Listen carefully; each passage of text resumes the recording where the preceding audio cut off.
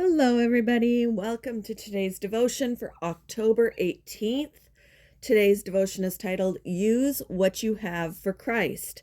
And the Bible reading is from Acts chapter 9, verses 36 to 43. Excuse me. There was a believer in Joppa named Tabitha, which in Greek is Dorcas. She was always doing kind things for others and helping the poor. About this time, she became ill and died.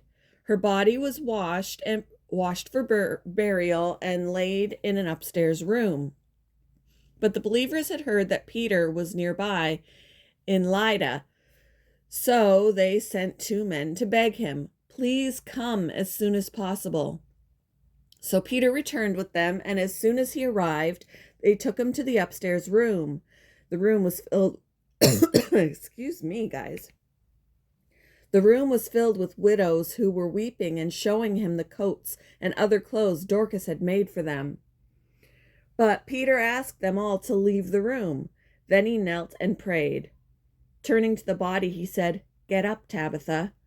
And she opened her eyes. When she saw Peter, she sat up. He gave her his hand and helped her up. Then he called in the widows and all the believers, and he presented her to them alive. The news spread through the whole town, and many believed in the Lord. And Peter stayed a long time in Joppa, living with Simon, a tanner of hides.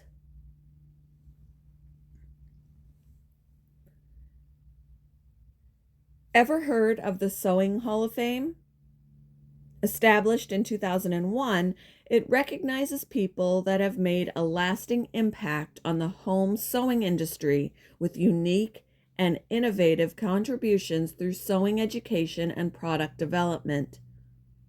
It includes individuals like Martha Pullen, inducted into the hall in 2005, who is described as a Proverbs 31 woman who never failed to publicly acknowledge the source of her strength, inspiration, and blessings.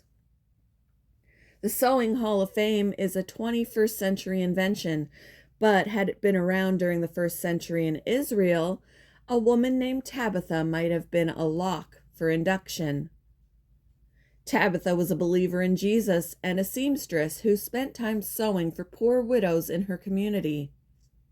After she became ill and died, disciples sent for Peter to see if God would work a miracle through him.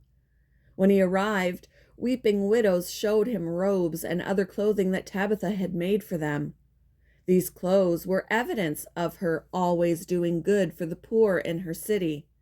By God's power, Tabitha was restored to life. God calls and equips us to use our skills to meet needs that are present in our community and world.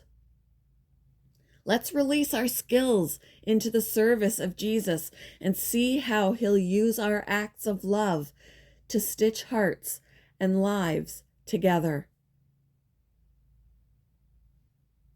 What talents and abilities has God given you? And how can you use them to help people in need? Thank you for joining me for today's devotion, and I hope you all have a wonderful day.